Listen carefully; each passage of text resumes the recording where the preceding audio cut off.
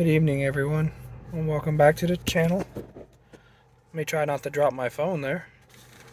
Got another what was wrong with it, or what's wrong with it video for you. This is a 2012 Chevy Equinox, and it came to me with the, I think it was P0011 camshaft timing performance, or system over advanced, I believe. But the camshaft system performance codes, and it had already had the solenoids replaced.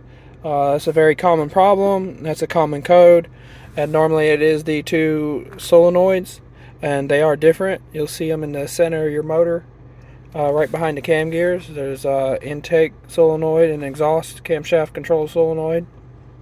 And those are very common to fail, and that's normally what's wrong with these. But here's one that we got that already had both of those replaced, and it still had the code coming back. So I checked it out, made sure the solenoids were good. They were cheap replacement solenoids, so I own tested the solenoids. Solenoids were good.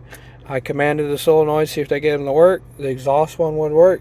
The intake one would not. Also, so we had swapped out the intake one just to be sure with the AC Delco one.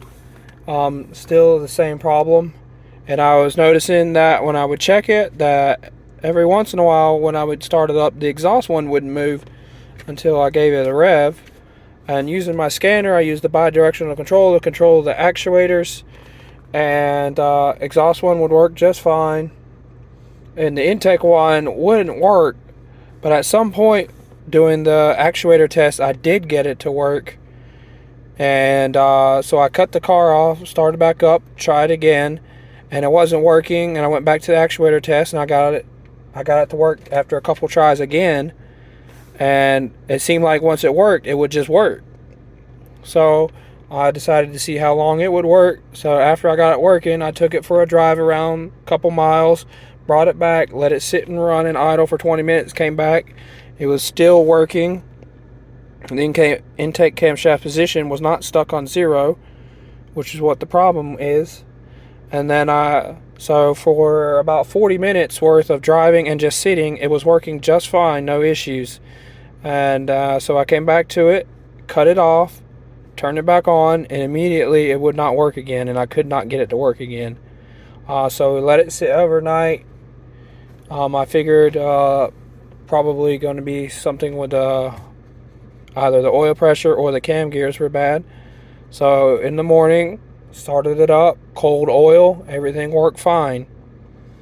They would work when it was cold. It would take a few seconds, but it would start working.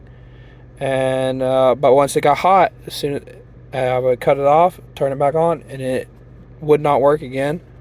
I did an oil pressure test, 30 psi at hot temperatures. It had 30 psi at idle, and it had 70 psi when revved up to 2500.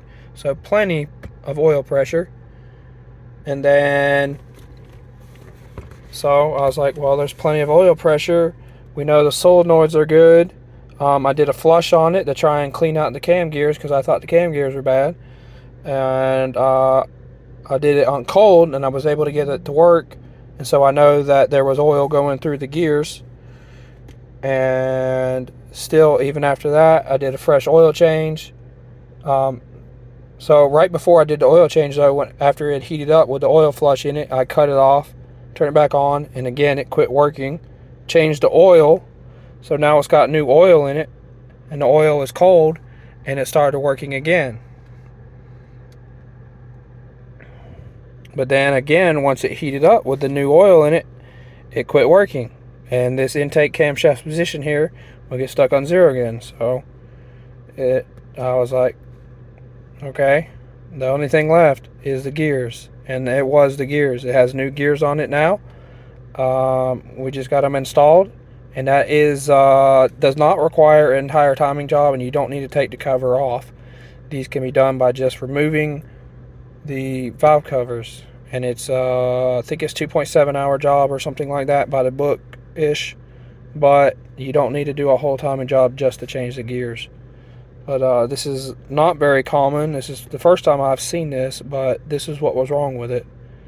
So the symptoms were the P0011 code, intake camshaft system performance. The intake camshaft position would be stuck on 0 unless you started it up cold. But once it got hot and it was working, if you were to cut it off, turn it back on, the intake camshaft position would not work anymore. It wouldn't move. So the lock mechanism or whatever in the camshaft gear would not come unlocked, and the camshaft position would not adjust. It was sticking, probably from poor maintenance. And attempts to clean it out with an engine flush did not work. Replacing the cam gears.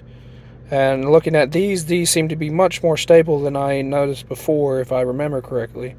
So, unstable position commands and a intake camshaft position that would work when oil was nice and cold, but after it got hot, cut it off, turn it on, and then it wouldn't work again, and it would throw the code.